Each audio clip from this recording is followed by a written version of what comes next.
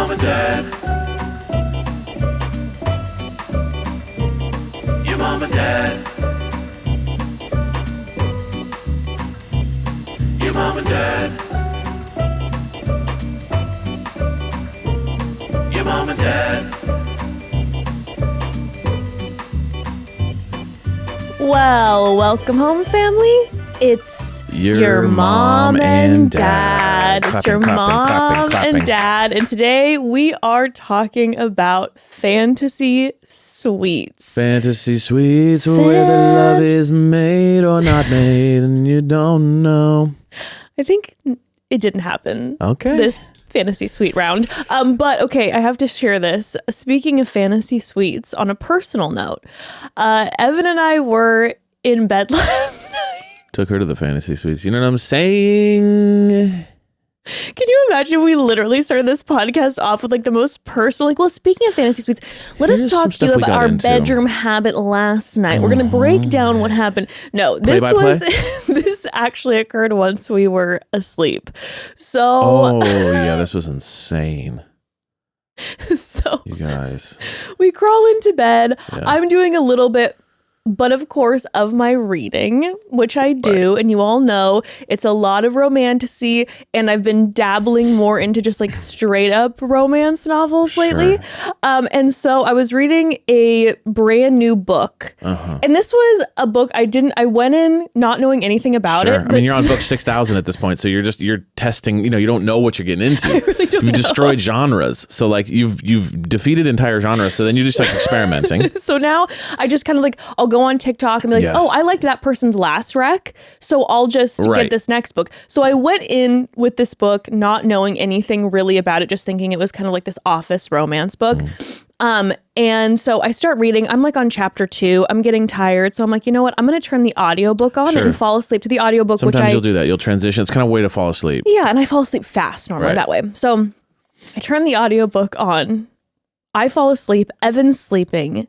At some point in the middle of the night, at maybe like 3, 4 in the morning, I wake up to such loud sounds going on next to me. And I wake up to Evan being like, what the hell is going on? So I don't know what happened, but like it was like your head leaned on your phone and turned the volume all the way up. Yeah, it must have just like, because when I fell asleep, the volume was very quiet. Yeah, I could barely hear it. I can hear like kind of like a whisper basically in the room. It's like so the volume got cranked up somehow. So somehow it woke us both. And guys, I'm a deep sleeper. I'm not like I don't wake up from a little bit of noise. No, I'm like it's got to be loud. I'm like jumping on top of Evan. He sleeps through earthquakes. He sleeps through everything. I have to like be literally like Evan to wake him up. So it was loud.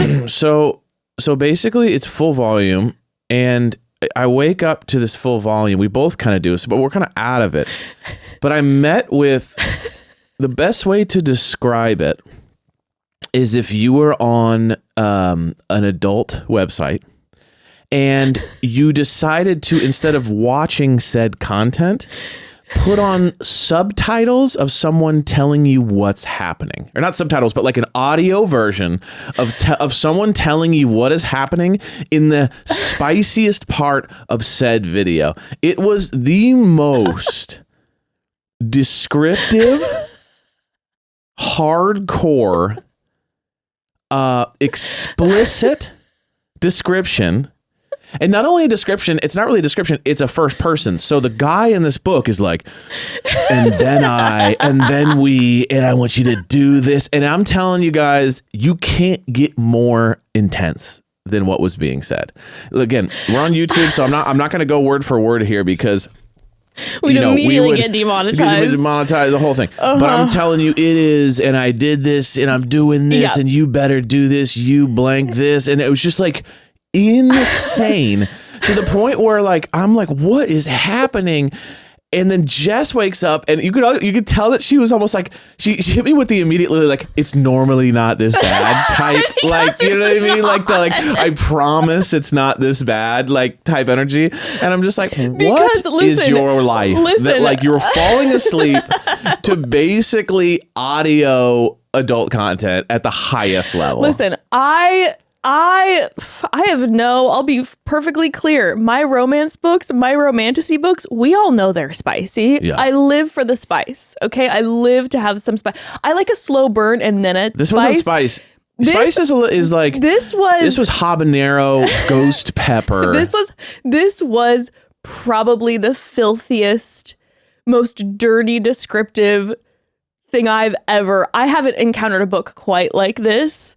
And so I woke up quite shocked to it as well. Like it was a double. Now, did I go back and read it? Sure, I did. Yeah, exactly. She hits me with the, it's normally not like this. I don't know what this is. I don't know what's going on. And then absolutely continues on to like read the entire book. You know what I mean? Like that intrigued her. I actually did it. I read for a while. It was, and hey, no shame to whoever, loves these books. Sure.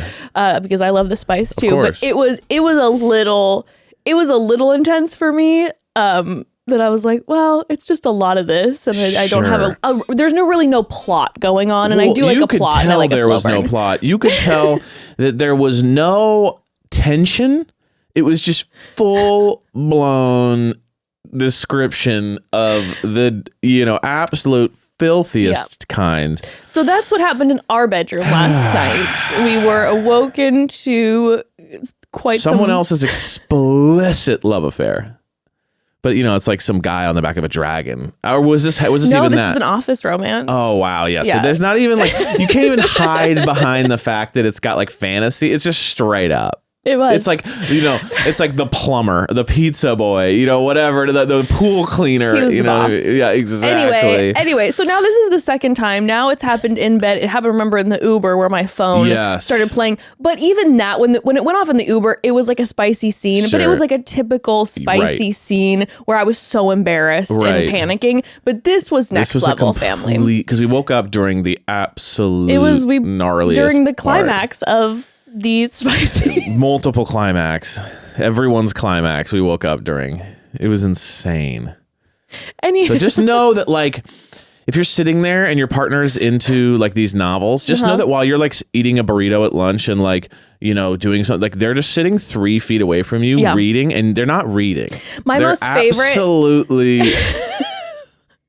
just diving into the most insane material. My most favorite thing is watching TikToks of like partners of people who read this. Right. Reading like a passage. Just like pick up the book real quick. What are you reading? All of a sudden, just quick look over and they're like, oh my God. Yeah, it's insane, you guys. It's a good time. Anyway, we're talking fantasy suite. So what am I supposed to do to prepare for this recap? Right, it was prep. To but prepare you didn't for want this to. recap that really was very much lacking spice.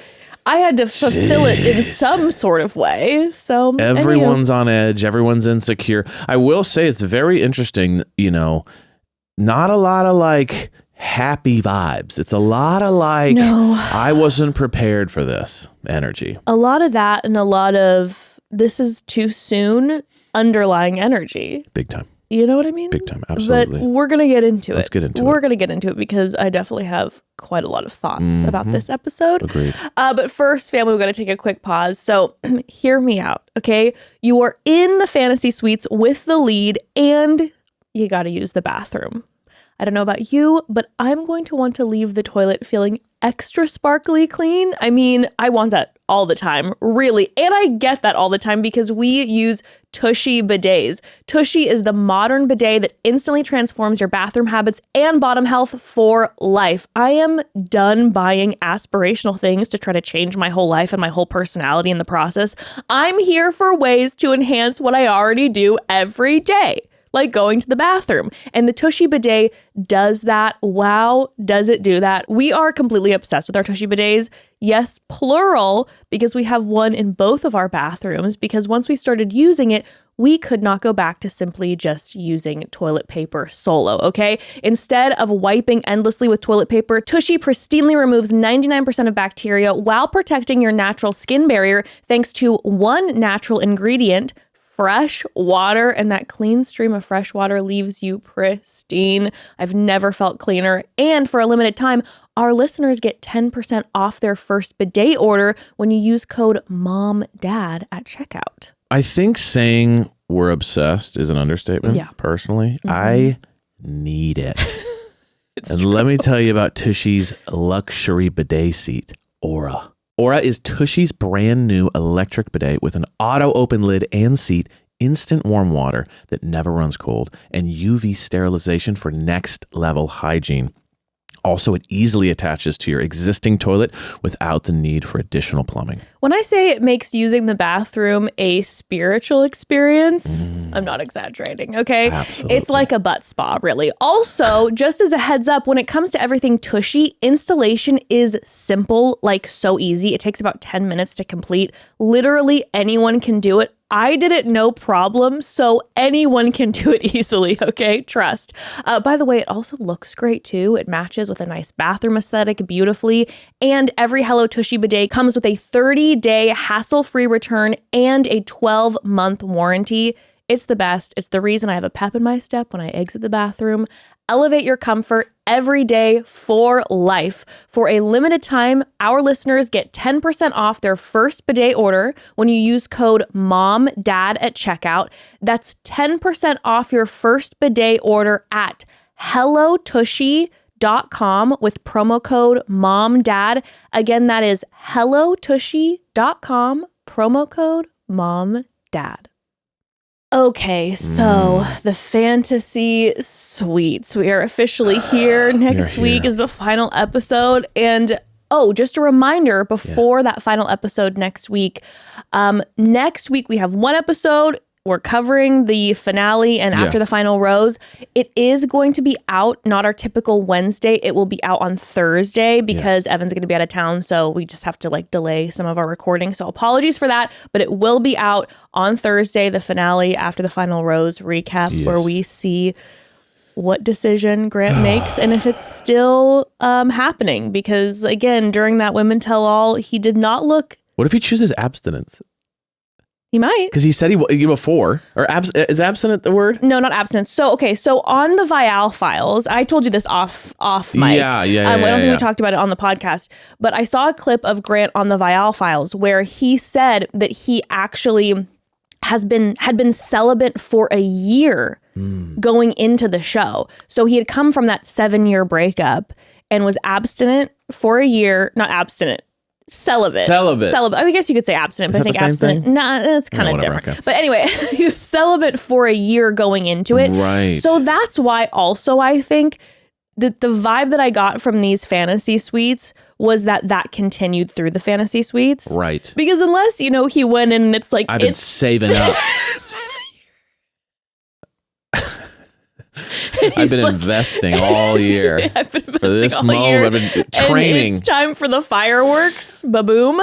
I got the vibe that he, again, from these interview clips that I saw, that he was like, hey, I wanted to really come into this with a clear mind and have one person in the end. So the energy I got was that he went in and... It didn't feel like a sexy energy. No, the next morning. All three of these fantasy suites, I wasn't getting we're making out a ton before. No, we can't keep our hands off each other energy with all three of them. It felt very all right, cool. I'm going to introduce myself in here a little bit.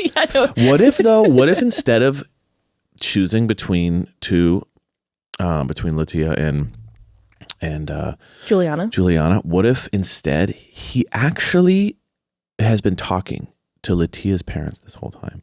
They converted him to Mormonism. Okay. He then is like, Litia, you're not Mormon enough for me. I disagree with the fact that you went on this show. I find it wrong. I'm waiting for marriage. He then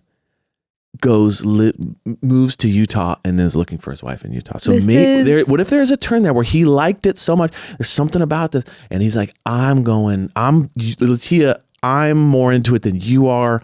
This is a wild twist. It's a left turn, but you know what I mean? You never know. So maybe he's not wrestling with, I don't know who to choose. Maybe what my life path. You know what? Who knows? You guys, no one's brought up this theory, and I'm just saying it's possible. It's probably the most likely. It's the most likely. He's choosing between religions. When he's saying, I don't know which one to choose. It's religions. Ridiculous. Well, it starts off with basketball. No surprise.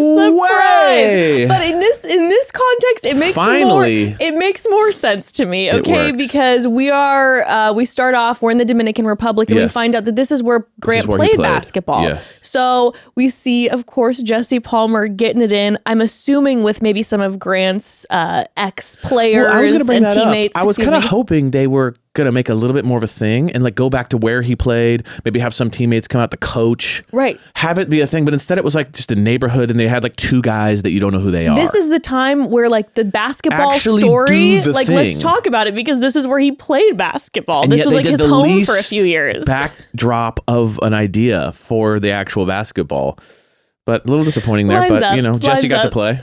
Jesse got to play. I was a little triggered, you guys. Basketball is how I destroyed my knee. So like seeing every time I see basketball, there's a little bit of the hair on the back of my neck. When Evan snapped his, what was it called? Patellar. Your patellar tendon. Yeah. Yeah. He was playing basketball and he took a backward step.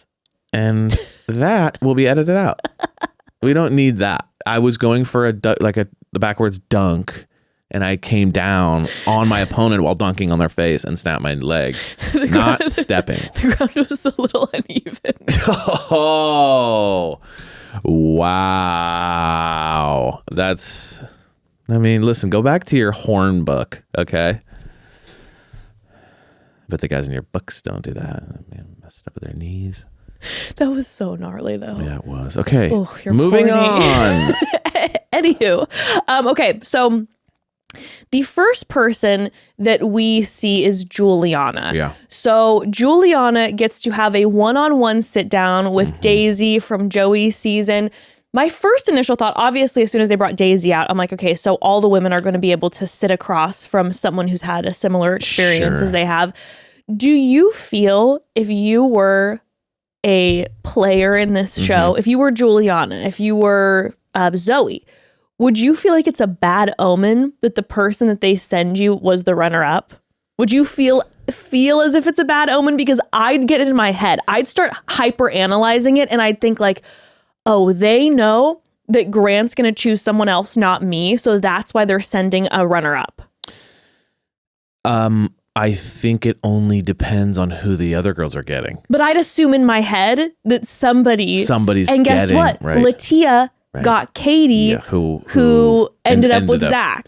So, and if I found that out, then I'd be like, this is rigged. And clearly, at least from an outside perspective, it seems like Litia is far and away the person that, even though, again, of course, we have Grant in the previews not knowing who to choose, but it seems like for sure it has to be Litia. Also, the only good advice you'd want is from a winner.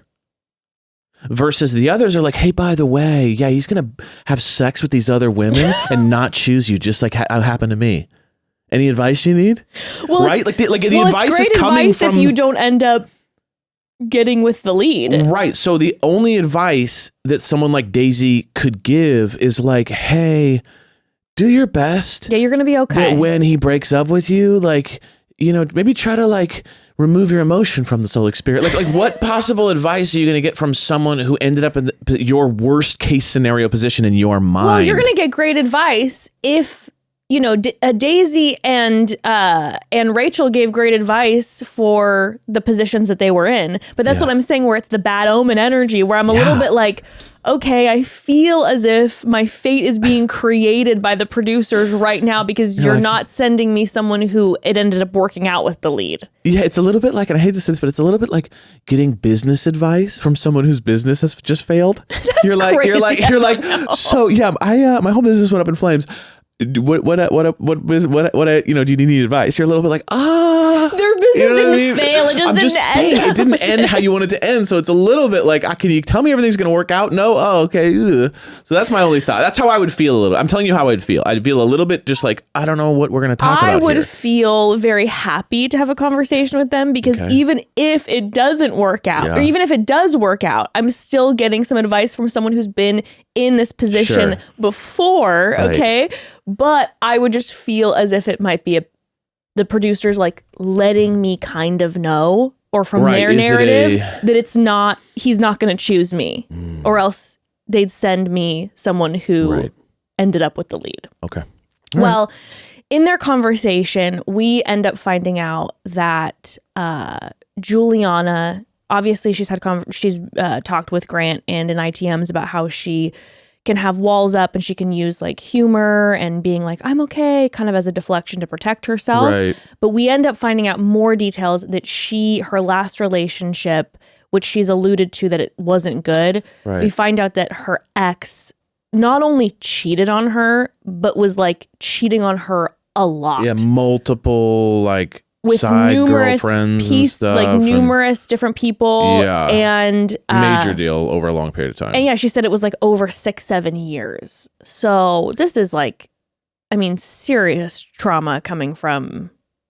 Yeah. And it made me, and obviously there's a lot of cheating stories over the years, and there's people that kind of have been cheated on, and it's just not a super unique I will say storyline on the show. Yeah. But I will say like the level that she kind of describes is definitely like at a higher level of dealing with a lot there.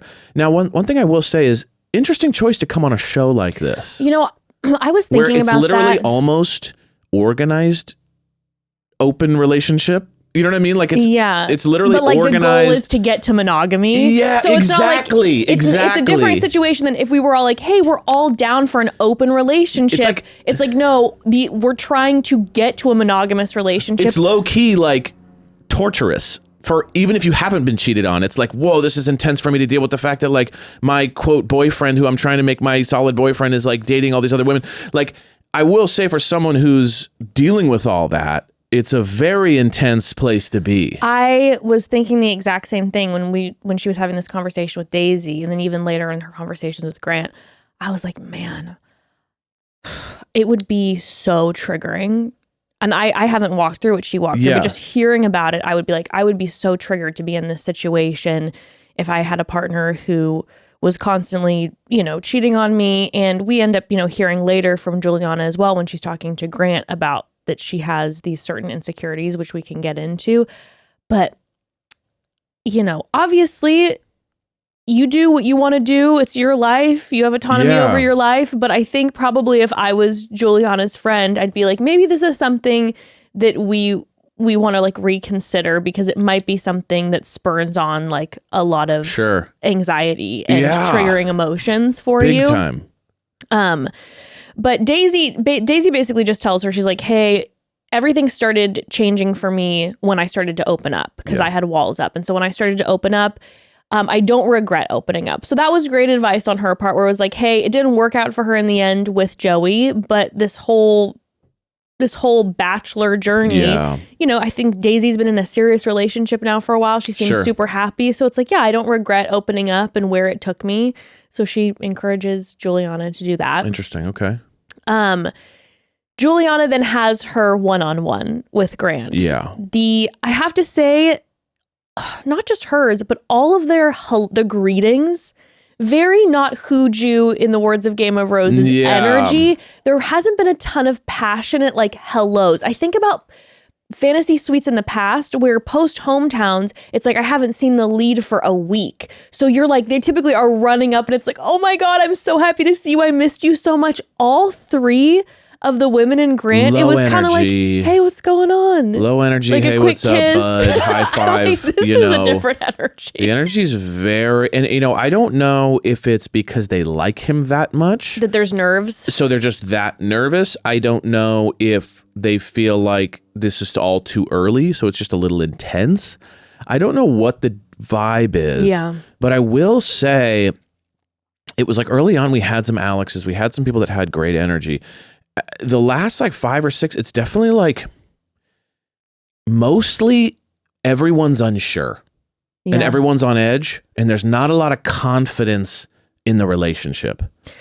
So maybe, and that, like, again, it just could be the point we keep coming back to, which is like, because it's sped up and there's just not enough time. So people are like catching feelings, but then also don't know as much about the other individual. So it's this, you're kind of lost in the sauce a little bit. But to your point, there's not this like, oh my God, I missed you. It's like, everyone's on edge.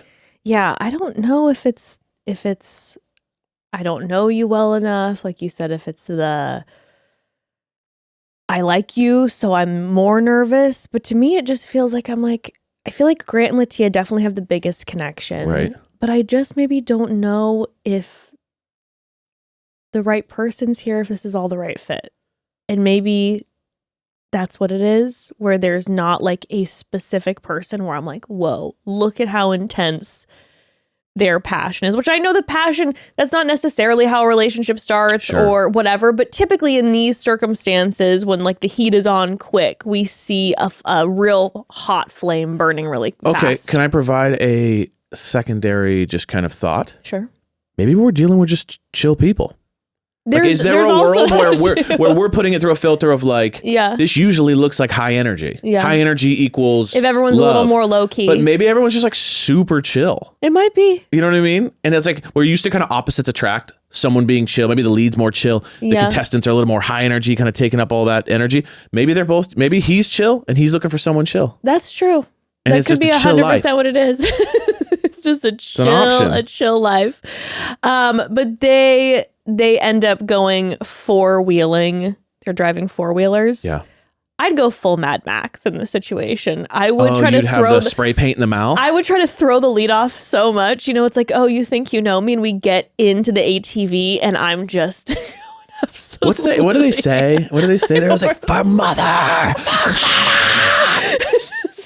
You just flip it. Yeah. And you start playing guitar on the back of one. I'm like, get the producers to get a long fucking chord. Yeah. See, that's what I'm talking about. That's passion. Thank you. Not being chill, but spray painting the inside of your mouth silver, screaming mother, drinking milk, and also being insane on the back with a metal guitar. I don't know why people aren't doing this. This is passion. If you're passionate, this is the kind of stuff you do. That's called true romance. Yeah, absolutely. They don't do that. They don't do that anymore. But they look like they have a fun time. Yeah, very chill. I want to talk a little bit about their conversation that they have after this that then leads into the nighttime portion. But first, we got to take another quick pause. So, family. Of course, it's Bachelor Fantasy Suites, so we are talking love, all right? And it's important to show yourself love in everyday ways as well. You got to show yourself love. Like for me, it's that extra hour of romance novel time. Maybe the audiobook version, or the fourth bath of the day, or I gift myself the everyday indulgence of extraordinary hydration from Liquid IV, powered by Live Hydroscience. It truly is a way that I show myself love because it lets me keep myself oh so hydrated and do that deliciously. And you can have that too. You just got to visit liquidiv.com and fall in love with flavors like the zesty new hydration multiplier, sugar-free raspberry lemonade, and use code MOMDAD to save 20% off your first order. Oh my gosh, the raspberry lemonade flavor is, I think it's my new favorite. It's so yummy. And here's the truth of the matter, fam. Okay. I'm very grateful for Liquid IV because I'm not a huge plain water fan myself. Okay. I'm not a fan of the taste. Don't find myself drinking it enough like I should be. But with Liquid IV, I will guzzle it happily, okay? Because it's so, so good. It also has 3 times the electrolytes of the leading sports drinks, and it's powered by Live Hydroscience, an optimized ratio of electrolytes, essential vitamins, and clinically tested nutrients that turn ordinary water into extraordinary hydration. So it's really just a win-win-win for me. And me too. Yeah. I love Liquid IV. And they make it so simple. You just take one stick, pour it into 16 ounces of water, stir, and boom. It hydrates better than water alone. We keep Liquid IV packets with us all the time. We have them in the glove compartment of the car, my computer work bag, hockey bag. I got a bunch of them in there. Jess always has some in her purse. Liquid IV makes it so easy to stay hydrated. It's insane. And again, it's delicious. Like very, very much enjoyable to drink it, okay? They have true to fruit flavors that keep you hydrated. You can find all your favorite hydration multiplier flavors on their website, from acai berry and lemon lime to pina colada, or you can choose from their line of sugar-free flavors like the raspberry lemonade, white peach, and rainbow sherbet. I am a forever white peach girly, but like I said, that raspberry lemonade has become a new favorite for me. It's so good. 8 essential vitamins and nutrients, always non-GMO, vegan, gluten-free, dairy-free, and soy-free. It's the best. Treat yourself to extraordinary hydration from Liquid IV. Get 20% off your first order of Liquid IV when you go to liquidiv.com and use code MOMDAD at checkout. That's 20% off your first order with code MOMDAD at liquidiv.com. Okay, let's actually start talking about the night portion, and then I'm going to harken back to something that they talked. I'm going to harken back to something that they discussed in their sit down after the ATVs. I feel like you need like a hawk on your shoulder or in your hand. You know, I always have an invisible crow on my shoulder. Multiple. Okay, so when they get to the night portion, number one, Grant says, if she's willing to talk, I'm willing to listen. And everyone fainted. Yeah. Every woman fainted. I was like, put it on a piece of wallpaper, put it on every home. Burn it into some wood, hang it on over your mantle. Sell it at Home Goods because that's Etsy. What we want to hear. That's an Etsy board. It's a cheese board. That's a cheese board. That's a dream fromage board, okay? So she ends up telling Grant about her last relationship. And in this conversation, bless her heart, she starts crying and she's like, I'm still a little broken and I'm still working to fix myself. And she's afraid that someone won't love her for the full her. And my heart was like really breaking for Julianna listening to this, watching this, because I can't imagine having been in the position that she was in.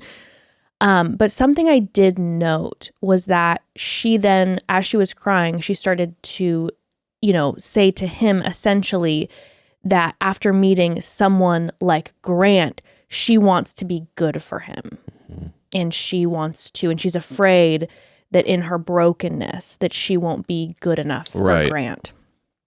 And again, listen, everyone's journey looks different and everyone's choice of which direction they want to go is different. And I fully respect that.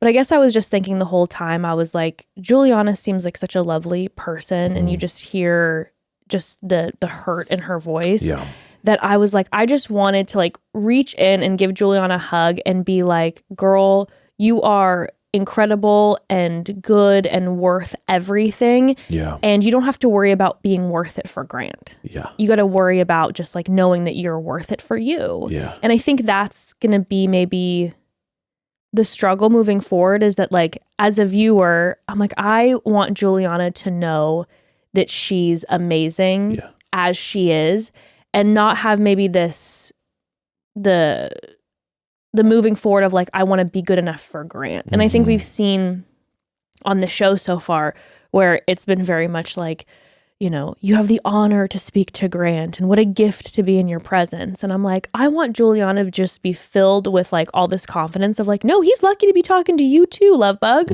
Like you're amazing. And so that's what I was kind of feeling watching this is that, I don't know, I wonder if that's going to be something that's best for her to like discover on her own, maybe before hopping into like a serious relationship. Yeah, I think and again, everyone's journey is different. Sure. So I think she was also caught off guard by like how, because she was kind of like, up until these last couple of weeks, she was kind of like, you could tell she was really putting on the like, everything's fine, I'm perfect, everything's good. And then I think she doesn't realize how much of the feeling she caught and how serious this got. And then you really see a change and they're like, oh, I'm not ready for this. Yeah. Or maybe not that I'm not ready for this, but I'm just, feeling the weight of it all. But yeah, I agree. I do feel like the way that she's talking, going into the fantasy suites, going through it, kind of going into this final, it's like it's really setting up for, could be really hard. And even what Grant said, that she wasn't like totally comfortable. Remember when she got out of the, you're going to give it to that. Yeah, no, but that's what I was going to harken back to. He was picking up on it. Yeah. You know what I mean? He was picking up on this kind of like, you're very concerned about how I'm viewing you. Yeah. Which is interesting. Yeah. Because, us guys aren't always the most like catching every little thing, but even him just kind of going like, she's thinking about a lot. Yeah. So he was saying that he noticed during their ATV time that and he was then saying that to her after when they were, having a glass of champagne, he was like, you don't have to worry about, if there's mud on your face or that your hair looks perfect. And at first when she was like trying to, make sure that her hair was all perfect in her makeup. I was like, oh, hell yeah, I understand. I'm like, Right. you're on camera. It was like post the You're ride, all I've the done, mud, I've everything, done yeah. 2 hours worth of makeup. Like, I'm going to Right. make sure that it looks good. But he then brought that up again in their nighttime sit down where he was like, you know, I don't want you to have to be like worrying about your hair being messy. I think Yeah. you're beautiful. And I wanted to make this clear because sometimes these types of conversations, Sure. I'm like so triggering because Sure. it's the typical guy thing of like, you know, Don't wear makeup thing. Don't wear makeup. Yeah. You look better without makeup, like JP from Love Sure. is Blind, where Sure. you're like, get out of here. But I really felt like what Grant was trying to communicate with her was like, hey, just so you know, like, I want you to know that you're stunning. You're stunning. Like, with don't your- be distracted from our date about you being the perfect presentation of Yeah, yourself. yeah. Kind of like, I don't want you, like, I don't want our connection to suffer in this moment because you're more concerned about that. And it's like, just so you know, I'm good kind of energy. Well, and then also just like, you know, with makeup, without, Right. covered in mud, All you know, versions it's of you. you're Yeah. beautiful. And I Right. thought it was very sweet the way that he was, when she was talking, he was like crying, like proper tears rolling down his face. Well, I think he nailed it at the end because he kind of stumbled over his words. He's like, who could have done that? You know, Yeah. He basically was kind of saying like, you're gorgeous and I really care about you as a person and I think you're amazing. He was just kind of like, just so you know, like, you're incredible. Like, you don't need to feel this way. I don't feel this way about you. It was just kind of like a, hey, you know, if there's anything I can do or say to kind of give you a deep breath in this moment. Well, he said that she deserves to be treasured and he Yeah. wants to treasure her. And Right. I think that meant a lot for her. yeah, I think it really did too. And I felt like Grant does a really good job of having some of these conversations. You know, you have your opinions about, you know, like your thoughts Sure. on him as the Bachelor. Sure. And overall maybe the openness, and we'll talk about that later, but Yeah. maybe he's a little guarded. But I feel like he's very wonderful about like when these tough conversations come up, like he's there to support. He's extremely comfortable in serious conversations, Mm-hmm. and he's very good at making people feel comforted. And he also is very comfortable with his emotion, Yes. which I feel like I want to make note and give him like crazy props Yes. for, because, you know, unfortunately, a lot of men aren't super comfortable with like sitting in their emotions, and 100%. he's Especially like with like production lights in your face and cameras. It's like even and more he's, so. You know? he's so comfortable with like getting in there with the emotions, crying on camera. I think it's Yeah. it's really lovely. But then he tells her that he's falling in love with her. By the way, Yeah, he does. after letting her know he'll happily take the lead, which I thought was really nice too, Mm-hmm. because she was like, hey, I can be guarded, and he Yeah. keeps wanting to push her forward, but he lets her know, he's like, I'll happily take the lead if that's what makes you comfortable. And I'm falling in love with you. And so they decide to go to the fantasy suite. She's like, no questions asked. Yep. Let's go to the fantasy suite. The next morning, we see them waking up. And side note, she asks if she is a good sleeper. Mm-hmm. She's like, was I snoring? Am I a good sleeper? And all of a sudden it hit me. And I don't know how it hadn't hit me before, but I've discussed, I think, on the podcast of my sleep phobia. Like my whole life, being next to someone who's sleeping or like sleeping in the same room with someone, like gives me a level of anxiety that I can't quite describe. So like sleepovers, camping growing up, deep anxiety. And one of the reasons that I knew that like Evan was the one for me is That camping growing up, she's talking about the one time I took her camping. No, I'm not You know talking about that. what I mean? No, I shouldn't say camping. Oh, you mean like camp, a kid's camp? like is going to yeah, camp right, where right, you'd be right. like in the room with like 12 other Sure, kids, and I'd sure. just be laying there all night, eyes wide open. I couldn't fall asleep because my anxiety was so So, bad, because yeah. I'm like, everybody's sleeping, and it just freaks me out. Sure. I don't know why, but it just freaks me out.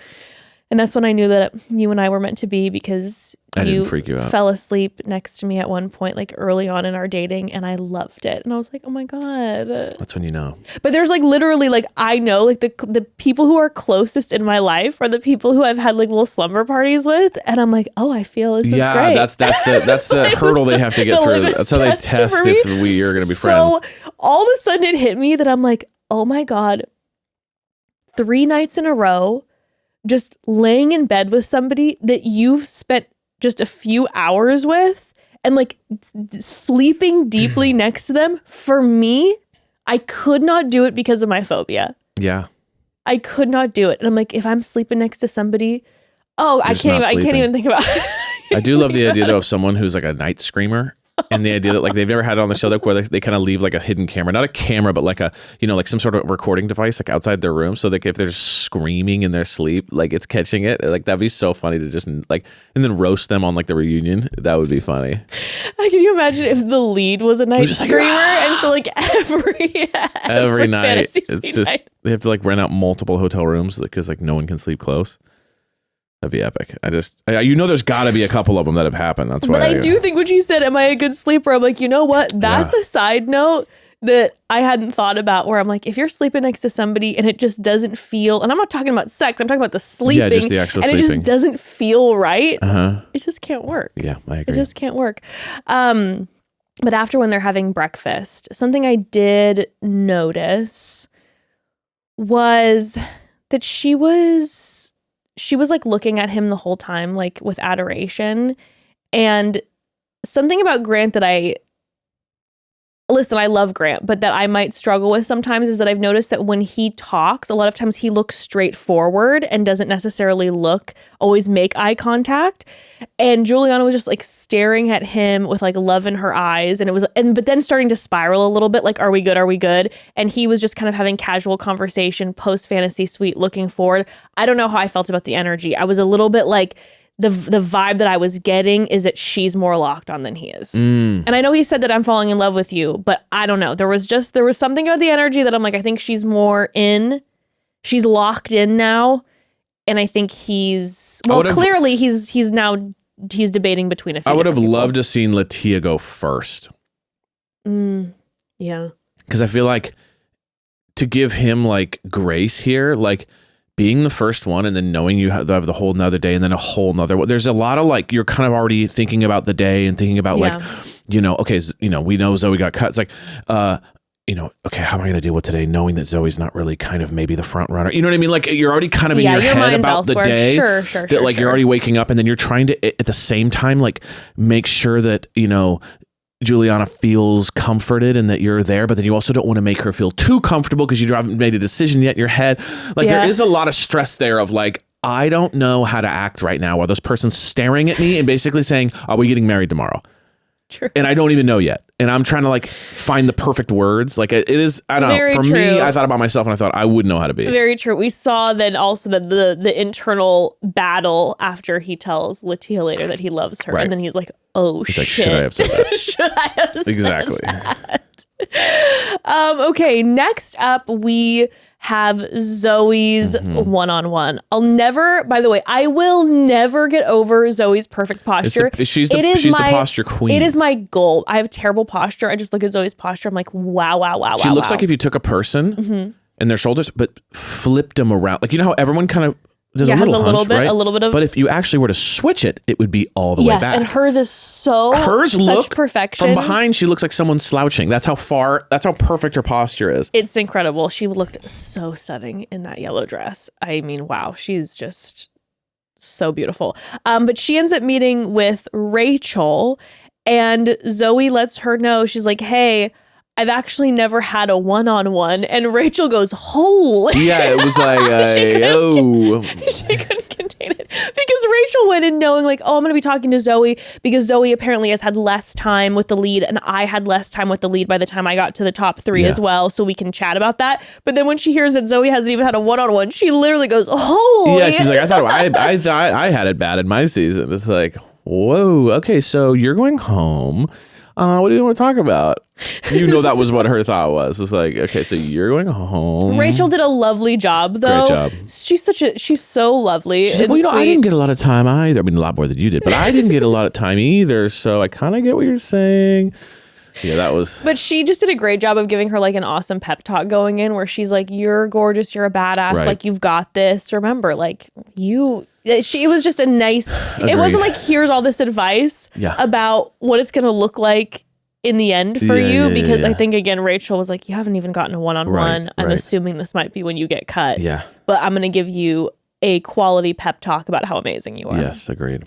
Don't really know you, but I'm still going to give you some really kind words. So then we have Zoe's one-on-one. Yeah. And he starts the greeting by being like, we're about to do something I'm not good at. That's okay, though. only thing is, side note, we're not allowed to talk. You saw the life just drain from her eyes. She's like, not only have I not had a one-on-one, not only have we spent a cumulative 45 minutes together, now on the one moment we have to connect, we're not talking. And doing something we both don't like. We both don't like it. It's like saying, we're going to be meeting with a tax professional and doing our taxes individually. So we have two separate taxes. Two separate rooms. And we're meeting with CPAs and they're doing our taxes. You're like, what? They both are like, we hate yoga and we're not talking. This is insanity. This was so sabotage. So mean of the producers. Such sabotage. It was straight up mean. I'm like, we're going to be mimes today. It's like, what? You've literally put this woman in a situation where clearly you're testing to see if she'll break because she struggled at the beginning. And then you keep putting tests in front of her. She's crushing it. And now at this final moment, you're like, you hate doing this and you can't speak. Agreed. It's like, what a way. I'm like, this was just straight up mean. Mm-hmm. It was literally straight up mean. And when they walk in, even, they have like the crazy awkward music playing the whole time. So even then for the audience, you're like, you're trying to give us this energy of them being so uncomfortable. I was just mad about it. Right. I was straight up mad about it.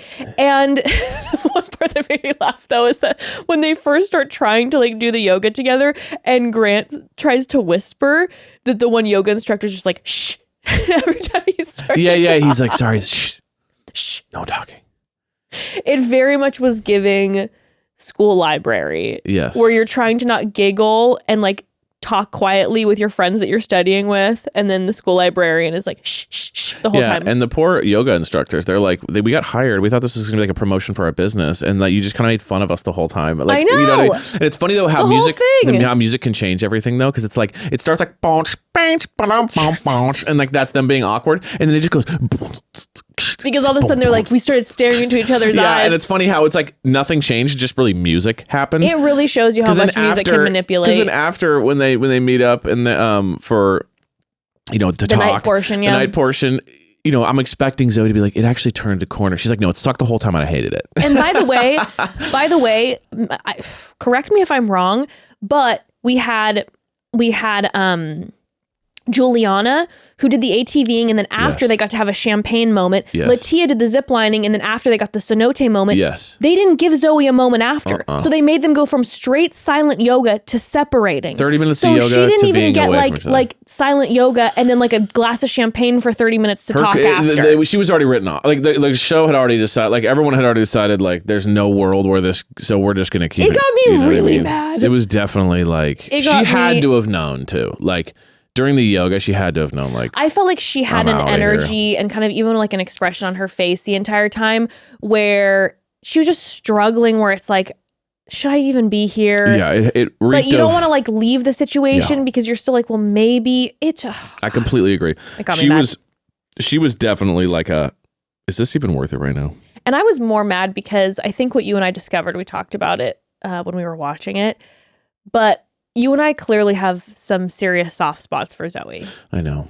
There's something about Zoe, and I know a lot of people had like strong opinions about everything at the top. Sure. There's something about Zoe that like hits a soft spot for us where I just really like her a lot. And I feel like on this show that she just maybe operated differently than a lot of the women. So she got like written off in certain ways, but it's just like, she's got the mind of a tech engineer and she just has her walls up. I don't know. We've got a soft spot for her. So it just like, this was getting me heated. I was getting extra mad about it. I felt bad for her. Me too. Let's talk about the night portion, the entering of the fantasy suite. But first we got to take another quick pause. Family, so during the fantasy suites, I'm not sure how much the beds are actually used, but I'll tell you what, I don't care how into the lead I am. If that bed is a Lisa mattress, I'm sleeping, okay? Because I have been getting the best nights of sleep since we got our Lisa mattress. Pure comfort, full nights of blissful sleep. In fact, my mom is coming to stay with us for a few days, which means that she gets to sleep on our twin Lisa mattress, the first one that we got that was for the room. And the last time she came over and slept on our Lisa mattress, she went home and purchased one for herself. Yeah. So there you have it. Okay. That's how much she loved it. We loved our first Lisa mattress so much. We've shared this with you already, but then we ended up upgrading all of our mattresses to Lisa mattresses. Using the highest quality materials, Lisa meticulously designs and assembles their mattresses in America for exceptional comfort and support. And I'm telling you, you can feel the quality. I dive into bed every single night. The only downside for me is that Evan is so comfortable now that he falls asleep within seconds. So there's no more pillow talk for us. Luckily, you got your books for that. All right. Another thing I really love about Lisa is that Lisa has several different mattress models to choose from, each designed for specific sleep positions and feel preferences, so it feels so personal. Our mattress is the Sapira Hybrid, and it's perfect for us. Also, the delivery is free, returns are easy, and you have 100 nights to try out your mattress in the comfort of your own home, which is massive. And with Lisa, your purchase has a purpose. Every year, Lisa donates thousands of mattresses to those in need, with more than 40,000 donated to date. They're just amazing. Go to lisa.com for 20% off site-wide, plus get an extra $50 off with promo code MOMDAD, exclusive for our listeners. That's LEESA.com, promo code MOMDAD for 20% off site-wide, plus an extra $50 off. Lisa.com, promo code MOMDAD. Remember, no matter who you are, there's a Lisa just for you. Okay, so on to the night portion with Zoe. Again, I'm so frustrated at production. She right away says that she was super self-conscious about yoga.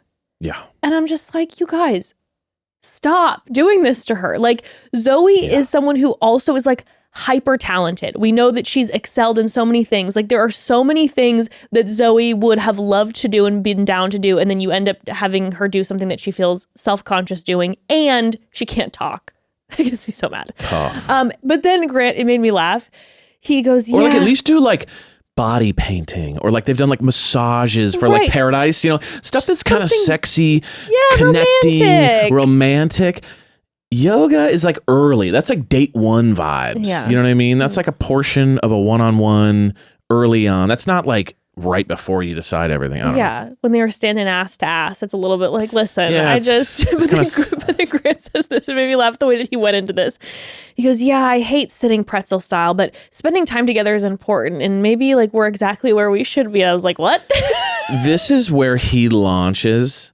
When I do feel like he can kind of get into this zone a little bit, but he especially does it when he's a little awkward / doesn't really know what to say. Yeah. He starts becoming like the host of the show. He does. And it's like platitudes. Like he'll just say things that are like written out on like a card for him. So it'll be like, she's like, you know, because she's like being real. She's like, yeah, I was a little insecure. I don't really like it. And he's like, that's fantastic. I don't like sitting pretzel style, but I love where we're at, and the connection has been amazing, and it's very important for couples to have a connection. And couples, interesting you bring that up. It's like no one brought that up. Couples, it's all about communication in a consistent way over time with honesty, and that builds trust. And they're kind of sitting there like, who are you talking to right now? Like, he kind of gets in those zones when he doesn't know what to say. He's kind of just like, here's this kind of pre-written thing I have. And you can tell she's trying to get there with him because she then even says, she's like, listen, you know, you're hard to crack sometimes, which is interesting because we've heard this now a few times kind of subtly, where Carolina brought it up where she's like, I told Grant everything about me, but I didn't know anything about him. And so, Zoe's like, you're hard to crack sometimes. And she's like, I feel like this whole time you've just been hearing about me and I've been telling you about me. And he's like, well, let me tell you a few things about myself. I love to have fun. I love rap music. And my favorite color is blue. And he wasn't joking. I don't think so. No, he wasn't laughing. Like, I love to have fun. I want to make the person that says I hate fun. I want nothing to do with fun. So these were the most generic. This is like Chat GPT, an alien using Chat GPT. What do humans like? And it's like, love to have fun. The color blue. And I like R&B music. It was it Zach Shallcross who on one of his dates was like holding someone. He's like, I want to get to know more about each other. What's your favorite color? Yeah, favorite color.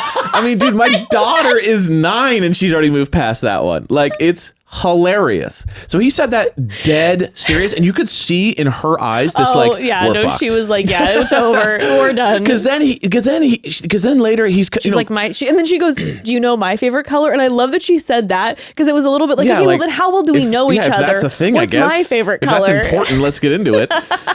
And what was really like, there's no way this is moving past. I mean, like, this is so done, it's not even funny. Was then he launches into his history with like his dad, his family, and I was going in my head. I thought, oh, we've heard this 6 times already. Yeah, where she said, okay, well, I want to know more about you, and then he says to her something that I feel like everyone on the cast has already heard multiple times. Day 2. Yeah, like he was telling people this stuff like night 1 or 2 while he was like sitting with them, like meeting them for the first time. And it was wild for him to launch in to stuff he told all the other women now. And it was like, oh my God, they really don't know each other. They really don't. And then when he offers the fantasy suite and he's like, hey, do you want to do the fantasy suite? She was like, she's like, okay. No. She goes, does she say, I'm down? I'm down. She goes, I'm down. That's like, you want to get tacos or burgers? It's like, I'm down. Tacos sound good. That was her response. Like, you could tell in her head, she was like, should I cut it now? Or should I go? Oh, let's do it. Let's see this thing through. And then in ITMs, he was like, I really see a future with her. I was like, let's not do this. Let's not do this. Like, I know there's the pressure. The production is like, you got to make it like where people are going, are they really? But I'm like, I don't like that we're faking right now at this point. Because I felt like he should have cut her before that. I should have been like, hey, we're clearly not here. Let's not do fantasy suites. That I feel like would have been more, a little bit. Maybe he just forgot he could do that. Maybe because there's quite a few. I will say, like in previous seasons, there's a lot of people cutting people halfway through. That, yeah. And you know what I mean. But he never once did the like mid-season cut. I feel like this would have been a totally appropriate time to be like, hey, clearly we're not nearly as far as anyone else. Like, let's end it instead of spending 12 hours together. I know. Well, then they go to the fantasy suite, and it's even more blatant when they wake up the next morning and we see them having a picnic on the beach. And she's like, do you feel good? He's like, yeah. Do you feel good? She's like, yeah. And they are barely speaking to each other. Well, he does the platitude thing again. He goes, how do you feel? She goes, she literally, but this is exactly the way she did. She goes, good. And then he goes into his thing. He goes, I feel very good. I felt like it was a great night where we shared each other's hearts and it was a good connection. It was like, where are you reading this? Like, clearly she's being real. Yeah, like, what are you? Is this like written on your hand? Like, he's like got these kind of like generic lines he's giving her. Like, I feel very good about our connection currently, where we sit in the world. It's like, dude, you don't. It's the thing over. that kept being brought up in ITMs too, even from both of them, was over and over again after Fantasy Suites was, we found out that we come from really similar backgrounds. Right. And it's like, but you guys had that conversation. Day one. You guys had that conversation numerous weeks ago, so we're not learning anything new. No. So like, I would love to know what the Fantasy Suite, like when the doors were closed, what happened. Like, I need to know what went down. He's just playing like N64 in the corner or something. Like, you talked for 10 hours and it's more awkward now. What's your second favorite color? What's your third favorite color? Holy shit. Here, I'm going to throw a curveball at you, Zoe. What's your least favorite color? White is the absence of color. So technically we can't even include that one. And there's 10 hours of color palettes. Epic. Oh my gosh. Well, then we get into Litia. Litia is the final player in this, and she gets to sit down with Zach Shallcross's fiance, Katie. And I have to tell you, maybe my favorite part of the episode, because it reminded me of Sex Week. Yeah. Like, I think about it sometimes, but then I forget about it for a while. And this reminded me of how iconic Zach Shallcross's season was. Nothing, and I forgot about it too, because I forgot about that he did hook up with someone. Nothing's more hilariously like youth group Christian energy than to be like, I declare I will not be intimate with anyone out of respect, and then have sex 4 hours later. That is just so and then tell the funny. person and then feel guilty and be like, by the way, I had sex with the person. That is so funny to me. I totally forgot. I remember sex week. I remember him saying I won't have sex, but I actually kind of just for a moment forgot that he did and then told her right away. That ending for sex season was so funny to say I will not have sex to everyone and then have sex right away. That is epically funny to me. It's just so like, why? And then also what was just making me laugh so hard was that when Katie sits down and she's like, let me break this down to you, what went down with my fiance. Yeah. And I forgot about how well-spoken Very well-spoken. Is and just she's great. But she was just like, so my fiance declared that there will be no sex. 30 minutes later into my date, he says that he was intimate with another woman. And Litia was like, why did he say that? She's like, I don't know. Now, I will say, to Zach's credit, he got it out of the way. So it's like, yeah, this is going to suck for an hour or two telling her. But I will say, to Litia's point, Litia's like, I don't want to know about that. We can be mad later for a long time. And I was like, I don't want that. If I'm Grant, I don't want to do that. No. I don't want to be like, by the way, you're going to be paying the price for 6 months. And every time we do a reunion or a meetup or anything, you got to look at her and you got to not even look at her face.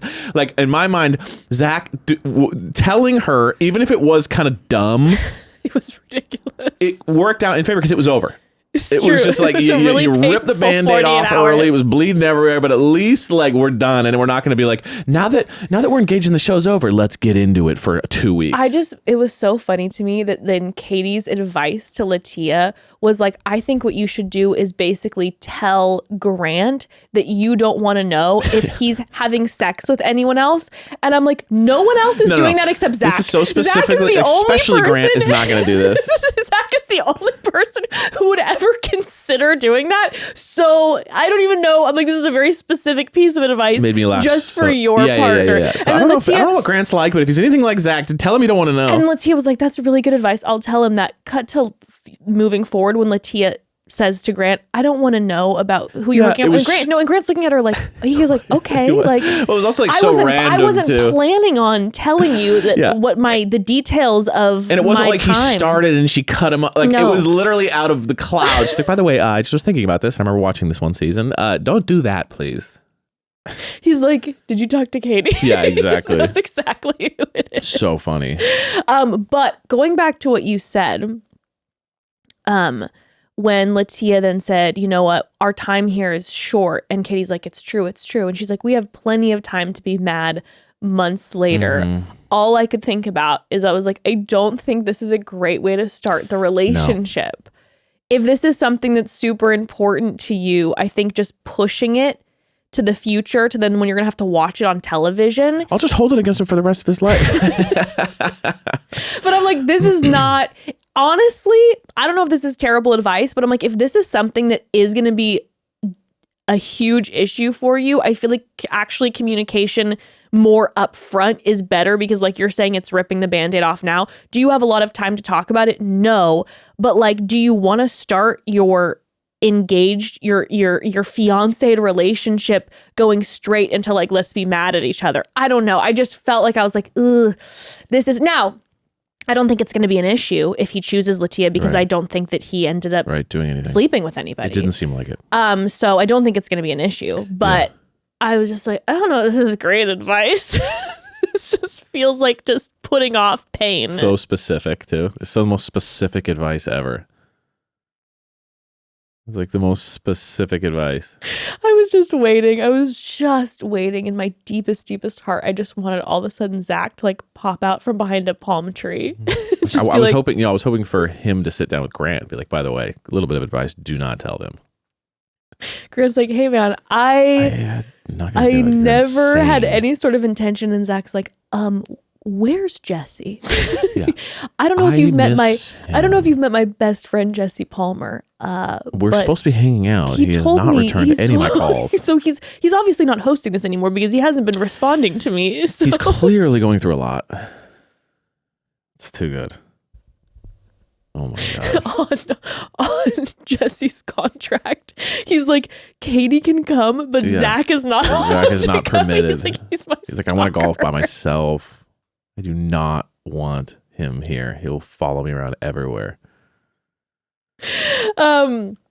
But yeah, it wraps up with Katie and Litia agreeing that it's this isn't going to be honesty hour. It's just going to be about us. Right. Which again, I'm like, well, honesty and you, I don't know. Yeah. I don't know. But then we get the energy, obviously, that post this or that during this conversation and then going into the date, Litia is mind grinding. Super on edge. And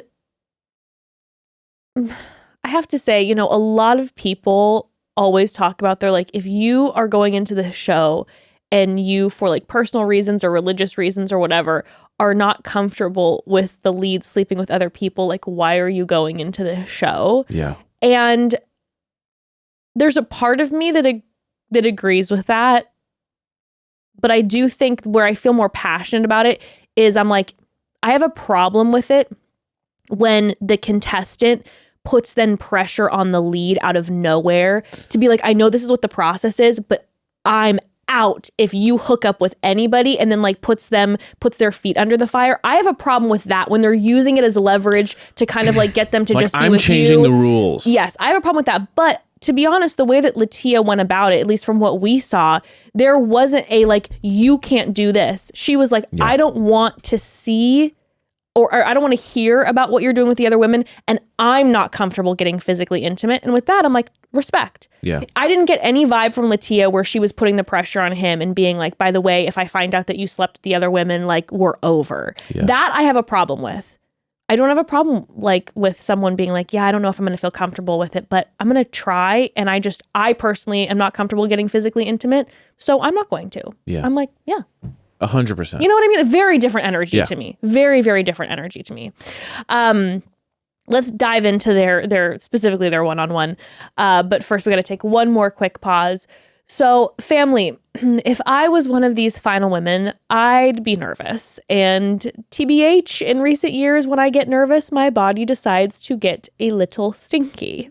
Okay, it's true. I cannot lie to you. So obviously, my number one priority in the fantasy suites would be to bring my Lumi deodorant. I'm talking whole body deodorant that's safe to use anywhere on your body. And I put it everywhere. And I mean everywhere, okay? I'm talking my armpits, the under boob area, the thigh fold, sometimes the belly button, even like butt crack, vulva, and feet.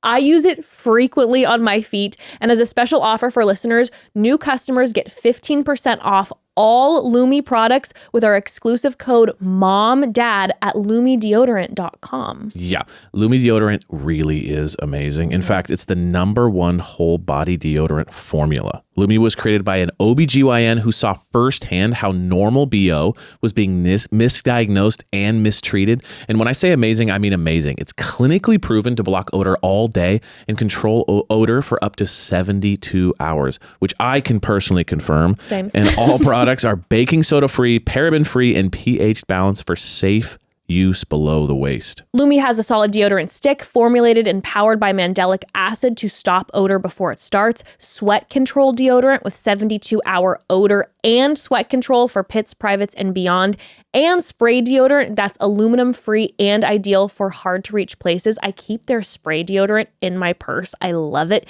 And I especially love their cream deodorant so much. You can choose from a variety of fresh, bright scents like clean tangerine, lavender sage, or toasted coconut. They smell so good.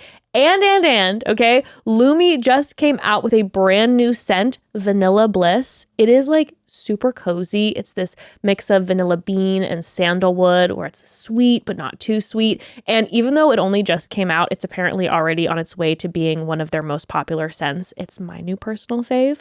Lumi Starter Pack is perfect for new customers. It comes with a solid stick deodorant, cream tube deodorant, 2 free products of your choice like mini body wash and deodorant wipes, and free shipping. And as a special offer for listeners, new customers get 15% off all Lumi products with our exclusive code. And if you combine the 15% off with the already discounted starter pack, that equals over 40% off their starter pack, okay? So use code MOMDAD for 15% off your first purchase at LumiDeodorant.com. That's code MOMDAD at LumiDeodorant.com. LumiDeodorant.com, code MOMDAD. Please support our show and tell them that we sent you. Smell fresher, stay drier, and boost your confidence from head to toe with Lumi. Okay, so Litia's a one-on-one with Grant. I would say immediately, the second they saw each other, by far, I was like, just affirming again that these two are the most comfortable together. They have a different type of chemistry, and also they just seem the most comfortable. Like he seems by far the most relaxed around her, and I feel like we are really seeing more of like who Grant is when he's around Litia, and he feels like kind of like, oh, it's a deep breath energy. It feels more like they're dating. Yes, it does. Like he's seeing his girlfriend. It feels like they are so much further than anyone else. Completely agree. To me, it just feels pretty blatant, which is why I feel very confused about this potential ending. I'm like, obviously we know Zoe goes home, but I get that like he's got a connection with Julianna. But even in the previews with the fam and Grant's mom is like, are you ready to marry my son? Right. And Julianna seems like she's going to be hesitant. I'm confused and I'm surprised. It seems kind of like home run at this point, but you're right. Like all the previews are saying like that he's not. So it's interesting. Now, obviously from the get, we've talked about how it seems like Julianna and Grant have the most physical chemistry. He seems to be extremely attracted to her, and I think that's probably what's messing with him. He's like, yeah, I'm so into her physically. Their physical chemistry is like pretty intense. Yes. And then him and Litia, he keeps talking about, he's like, I see her my as like my energy. wife. Yes, so I completely that feels agree. like maybe what's going down. Yeah, a little bit of that. Perhaps. But they're going to be ziplining. And in this moment, She's so not into it. I crazy. resonated with Litia so much when she was like, this is not what I was expecting. I'm not normally one for adventure. Yeah, that was really funny. I was expecting her to say heights. It was just adventure, like overall. She's like, I'm not really one like, for I'm more of the like resort type. She's like, I usually stay at the resort, enjoy the cabanas. I was thinking nachos by the pool. Perhaps not adventure. Just a thought. We see her for a second, like picking up the stuff, and she's like, "Why is this wet?" I know. It's like, ew. Why is this wet? It's very funny. And so then she's doing the zip line and she feels sick the whole time. Yeah. She's like, I'm super nauseous. I don't know if it's the zip line because I'm not into this or because of the idea of like the fantasy suites and me like kind of feeling like, I hate this. But I'm like, God, again, it's just like fantasy suites should be the time finally romance, where the production allows for where they make sure that they're doing something that they know that the contestant is going to love, so that there's like a big spark of romance and that everyone's enjoying themselves. I'm like, the zip line is early. If the person doesn't like a zip line, you do that early on in the season. These were all early on dates because none of them were connecting dates. No. Right? None of them were talking. Right? No. So if you're ATVing, it's loud. You're not talking yoga. At all. Silent yoga. And then zip line, you're solo. Yeah. So you're not even like, they probably did that for a couple hours and it's like they're not even talking. So it's just like weird kind of like stuff you do once you're already like in a solid relationship type stuff. I then kept laughing harder when after they were done ziplining, they go to this stunning cenote. Stunning. Yeah. With the champagne, the champas is by the side of the cenote. And Litia's energy changed so much. I loved it. She's like, this is more she's my just speed. Like on her knees, just like looking stunning. And she's like, hello, Grant. Yeah, she's like, now we're serving mermaid now. Like, this is what I've been looking for. Not this wet harness. Why is this wet? I forgot you said that. It's so funny. Why is this wet? In their conversation, we hear a couple things. One, she confirms that she would be open to moving away from Utah. You and I had that conversation because obviously she's super, super close to her family. We're like, is this going to be a thing? She lets him know that she's like, hey, I don't know what conversation you had with my family, but I'm down to leave. And then we find out that, you know, his dad is in New Jersey in his rehab. And Grant definitely alluded to the fact that he wants to be near his dad to help him. So she was like, what about New York? So they were actually having conversations that you'd be having if you were planning on taking a relationship further. Not just like, what is your favorite color? It was like, okay, so you're okay moving here. You're not okay moving here. It felt 100%. You know, like it could actually be a potential option. Right. That's then when she lets him know that it's been a lot harder for her than she thought it was going to be because her feelings are super strong and she knows that the other women feel really strongly. But then he makes a comment that made me giggle because he was like, listen, I want to be with one woman at the end of this. And if it's them after, I don't want this to like affect you afterwards. Like it was almost a little bit like, hey, just FYI, I don't want to make this a thing after the show. Like I'm going to leave with one woman. I want that person to be my wife. I don't want this idea of the other women to be a problem once we leave. Exactly. Like I don't want to get into arguments once the show's done. That whole thing you mentioned to Katie, I don't want to do that. We'll just argue for a long time afterwards. No. I don't want that. I don't want any part of that. And that's then in ITMs when we hear for sure that she was like, I want to protect my feelings and I don't think that physical intimacy is going to be on the table for me during the fantasy suites. And I'll say it again. As much as people are like, why would someone, hey, if it's a personal choice for you and you're not putting pressure on the other person to like make their calls going into this, if you're just saying, hey, for me personally, I want to protect myself. And I think for me, it'd be healthier if I don't go into the physical intimacy because then maybe it might be too hard on my heart. Great. 100%. Completely support that, you know? Yep. But then they get into the evening portion and this is the moment when I realized, I'm like, there's something about Litia, the way that she speaks, that she reminds me of someone, and I could never figure out who it was. And I finally, in this moment, I was like, it's Kourtney Kardashian. It finally hit me. Oh, yeah. I couldn't, like, for the life of me this whole time, I'm like, when she talks, she reminds me, or Kim, like one of the Kardashians, she reminds me, and I'm like, that's who it is. You know what it is the tone doesn't change according to what she's saying. Yeah, it's the Kardashian tone. So it's just like, I would really like to get nachos. I think it's important for me not to have intimacy tonight. I think I want 4 kids.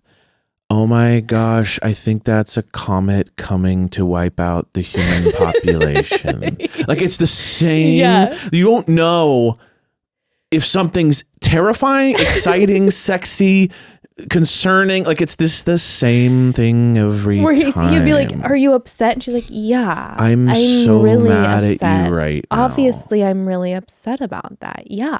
Like she is a Kardashian. It's Kardashian. You never know emotionally where they are. They saying the words, but you're not sure exactly how their emotions are reacting to the words. I'm like, it hit me finally. I'm like, that's who it is. Now when you watch Family, if you haven't, I'm sure you all have caught on to it already, and I'm like, late on the train, but I was like, that's who it is. So then Grant asks her, what's your wife-mom timeline? And this was a good one because this, for many reasons, this is a good one. Her parents that were like, by the way, you couldn't get the baby going before this show's even up. If you don't mind. You're down. You guys are doing the fantasy suite. At some point, they were like, Grant, we don't care who you are. We need to have kids now. We need our grandchildren now. And she tells him, she's like, I'm ready. We'll figure out the timeline, but ideally 2 years. And when she says 2 years, Grant's face. Grant's like, what? He's like, I wasn't even thinking marriage in 2 years. He starts getting pretty nervous. Okay. But then 2 years is quick. Let's be real. Not knowing someone, it's one thing to be like, they're getting married right now. And then she says 2 years. Right. That's arguable. You could be like, okay, you know what? Let's talk about that. 2 years from 2 years to get married and kids is wild. It's very fast. And he looks very nervous. But then she says, but obviously, this is a decision we make together. And he goes, yeah, cool. So like 2 to 10. He's like, so what I'm hearing you say is that we're making the decision together. So like you think about that, but yeah, 2 to 10 when you is say 2, fine. I'm hearing you say 7. So, you're 2, my 7. We'll make the decision. We'll make it a 6. We'll make the decision together. Yeah, exactly. Now, here's where I take a little bit of issue. He then says in ITMs that Litia's timeline is a lot faster for him than when he wants to have kids. He's like, hey, I want to get married. I want to have a wife, but I do want to spend numerous years with that person exploring and traveling and getting to know each other and then having kids from there. This is where I'm like, Grant, why didn't you say that to Litia? Yes. Because if I was Litia, now if I'm reading Grant's emotions or expressions, I'm like, he looks nervous. But the words that he was saying is he was like, yeah, cool. Like we make the decision together. This is the time when as a lead, you have to be like, hey, so my timeline was more like this. Mm-hmm. Getting married in 2 years sounds great. Or even getting married in a year. I believe wholeheartedly, let me make this clear. I believe wholeheartedly Grant is maybe out of like all the bachelors we've seen, one of the most like serious about wanting to get married and make this thing work. Yes. Like I believe completely that Grant wants to walk away with a wife and have a serious relationship. But and then he's been having all these conversations, with the ladies about how much he wants to have a wife and have kids. From Litia's perspective, she's hearing wife and kids. I think from his perspective, when he's been sharing this, he's like, no, I want to get married like ASAP, but then I want to have years alone with my partner, but eventually have kids. You got to have in that moment the conversation where he looks at Litia and says, hey, I'm so serious when I've been saying I want to have a wife and have children. But for me, timeline wise, I was thinking we'd get married and we'd spend numerous years together without kids, just married, and then we'd have kids. That's then I'm like, this is going to get sticky and it's going to lead. It's not a small thing. It's not a small thing. Major. And it's going to lead to potential future breakups or also wasting her time. You know what I mean? If she's like, this is kind of a deal breaker for me, you got to respect her enough to be like, let her go so that she can find someone that's down to give her babies in 2 years. You know what? That's probably why he can't make the decision in the end. That's so. probably exactly what it is. Shit. I bet Latia's the clear winner, but he's like, I don't know if I can do the kid thing. Well, and he's like, I don't know if I want to do that to her. Right. And like you said, waste her time if she wants to have kids right away. We did it together. That was such a obvious. collaborative move. But you know what? Because it is so big. Because then I respect that from his end, being like, it'd be hey, so tough to meet the love of your life and then put a timeline on you that's like completely changes the outlook of what you wanted for your life. Like that is tough. But I like fully then if he then is struggling between Litia and Julianna, even though Litia might be the clear front runner for him, if he then either doesn't choose Litia or he's like debating and it takes him a while to actually get to the Litia choice. If it's because of the kid thing and not wanting to like, drag her along in this process, I respect him taking that really seriously, 1,000%.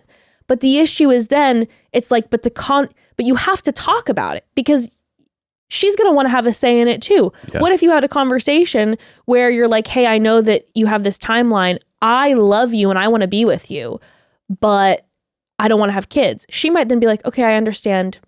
I'd rather be with you and then have kids a few years farther down the road. Yeah. But like, if you're not talking about it and you're not open and sharing with her exactly how you're feeling, like this is going to lead to heartbreak. It's going to lead to problems, whatever direction this goes. Because from her perspective, your response was, okay, yeah, cool. But in ITMs, you're like, I don't want to have kids this soon. It's a lot. That's where I was like, oh no. And that's when we really start seeing him start moving in a way of, I don't want to lose her. I don't want to scare her away. I'm afraid to kind of say anything wrong that will spook the deer here. Yes, because after she says kids and he's like, uh-oh, she then lets him know. She's like, please, just FYI, a little birdie told me that I don't want to hear about your relationship with the other women. Yeah. Side note. Yeah. But then when he gives her the fantasy suite key, she's like, hey, you're a really good guy and I know you have like great intentions. But it's hard for me because there's still other women here. So sex is not on the table for me. And he immediately, he does the speech where he's like, sex should not be the foundation. Right. I don't even want to have sex. I don't even like sex. Why would you bring that up? But he respects her decision very much and makes that clear to her. And right after he says this, he's like, I love you. Yeah. So I think a combination of her saying 2 years, him going, oh shit, but I don't want to lose her. Her then saying sex is off the table, kind of him feeling that innate pressure of like, she probably feels like I did hook up. She's like, I don't want to hear about it. Also, sex is off the table, which implies I can't tell her I didn't have sex with them. Yeah. She's thinking I did. I don't want to scare her away. I might be losing her. I love you. It felt like a panic. I love you. I'm not saying he doesn't love her, but it felt like a... I think he does. Because the context didn't make any sense. They weren't like being romantic. She's like, by the way, sex is off the table and I don't want to hear about it. He's like, I love you. Yeah. And I think that I do not think that he like threw out I love you in any sort of manipulative way. Not at of all. Like, oh, she's saying she doesn't want to hook up, but I'm going to say I love you. I was maybe waiting on this and I'm just going to say it. I agree with you. I think it was probably a subconscious thing where it's like, I'm in love with this woman, but I'm feeling it maybe slipping from my fingers because I don't know if our timelines are going to match up. Now she's saying this about like sex being off the table. Are we on the same page? I want to confirm with her to let her know like, no, like you're the one for me. Like right. I love you. Right. I think that's how it went down. Yeah. Because later he's like, so I told her I loved her last night. I do question if that was a little crazy. I just love that he said that. That's the most honest he's been this whole time. Just been like, so real talk, that might have been a little crazy. See, that was a little hasty, probably. I think maybe I went off of my emotions a little too much and then thinking through the issue. Through that. I don't know By the why I way, did that. is this okay to do? Because I think I would have done this. If someone, let's just say you and I are in this situation, you're the Bachelor, and I say to you, just FYI. I had sex with everyone on the crew. The crew is great. I had sex with all the other women, and I've had multiple partners throughout this show. Just thought you should know. I want to tell you early. When we went, to the different countries, they're locals. I was hooking up with everybody. I was throwing orgy party. I mean, it's just been, for me, I don't have anything left in the tank for you. I apologize. I'd love you, but I just want to let you know I have nothing left. I'm absolutely drained. Anyway, go ahead. What I was going to say is, if I say to you, hey, I don't want to hear about any of your relationships with the other women. Yeah. And then a few minutes later, I follow up and say, hey, because of the circumstance, I'm not comfortable getting physically intimate in the fantasy suite. My temptation would be by the way, I didn't. As the lead, and not as a way, by the way, to change the person's mind about physical intimacy. Of course I fully not. respect But just to be like, by the way, I know you're concerned. Nothing to be concerned about. But it would be so tempting to not be like, just as a heads up, like, I know you don't want to talk about it, but like, just so you know, nothing happened. Right, because I don't want to hear about it. It's like I don't want to hear what you did. Yeah. But if I didn't do anything, that confirms. I'm like, is that disrespecting the person's though request? I don't know. I don't think so, because it's kind of like, hey, by the way, I know you're afraid of what I did. I didn't do anything. Because I wouldn't want to say it to disrespect the person's request, and then I also wouldn't want to say it to make it seem like I'm trying to use this to get you to like be physically intimate with me, because that's not the intention. I saved myself for you energy. Yeah, and then when you say no, I don't want you, then I'm trying to like coerce you to like try to whatever, maybe hook up in the fantasy suite. Because sex is off the table for her no matter what happened. It wasn't like it seemed like. It wasn't just because the other girls. It seemed like, just so you know, like that's my stance across the board. It would be so hard for me if I hadn't hooked up with anybody and this person seemed to be like, that's a factor for them. And I want to be like, just as a heads up, like I didn't. Sure. But then they asked you not. Oh, that's a tough one. It is tough. That's a tough one. So it's a gamble. But yes, he declares his love. Yeah. He says, I love you. And she says back to him, I love you. And so they have exchanged those 3 little words. Not that I'm falling, not that I could see myself, but the actual 3 words. And the next day when they wake up, it's breakfast in bed. They're cozy. But I do think, to give Grant credit, I think Grant's not a morning person. I think I figured that out by the 3rd wake up, that he seems a little off, and obviously it might be because he has a lot on his mind. But or he just talked for 10 hours 3 nights in a row. But he also doesn't seem like a morning person, because he seems a little more like distant in the morning. He almost hits me. He almost, to be honest with you, he hits me like a guy that gets up and then wants to get going. Yeah, true. Like if you notice, she was kind of like rubbing the sleep out of her eyes energy, and he was like dressed. He's kind of like you. He's kind of like me.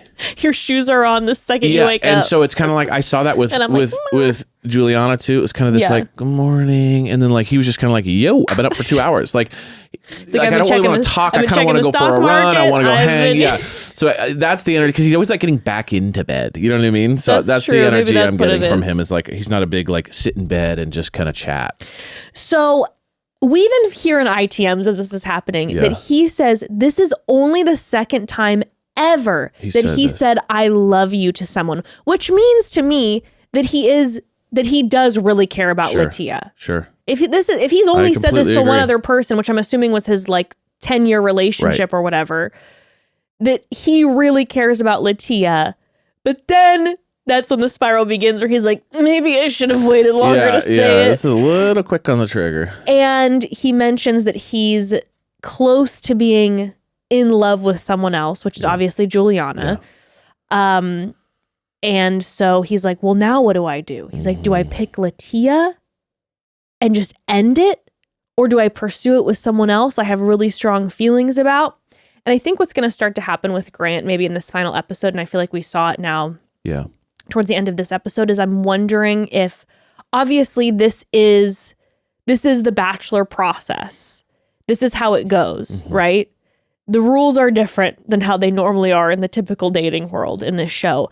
I'm getting a vibe from him that like he is going to maybe struggle with feeling guilty, where in certain situations, yes, maybe it's wise to not say certain things, but you're also in this and everyone kind of signed up for it. So this is where it's like, it's okay. You don't need to feel guilty about it. But I feel like Grant's going to really kind of like beat himself up about stuff that maybe he shouldn't necessarily, but because he has like maybe a strong moral compass and is like a good guy. And again, coming from like a long-term relationship, he seems like a long-term relationship guy, that I think he's going to maybe start to like really unravel because he's going to start to feel bad. And sometimes we make panic moves when we feel bad. We're not thinking clearly. Yeah.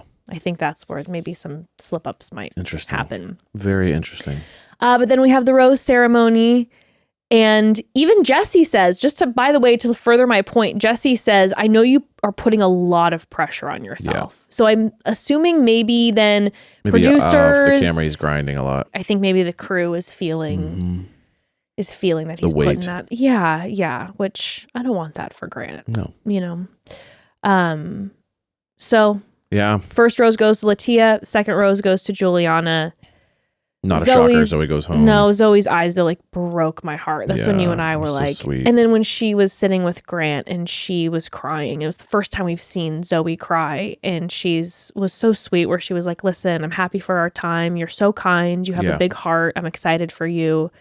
She gives him this long speech, but then he's just like, thank you very much. Can I walk you out? Yeah, he was just like, there was no like connection point. It was just like totally. Do you want me to walk you out or you got this? He's like in ITMs, he's like, we weren't in a place to get married. I was like, yeah, no shit. No, you just told her about your favorite color. But then at the very end, we actually wrap it. We never really see this. Typically, we just have the rose ceremony end, but we see Grant with his family for a minute.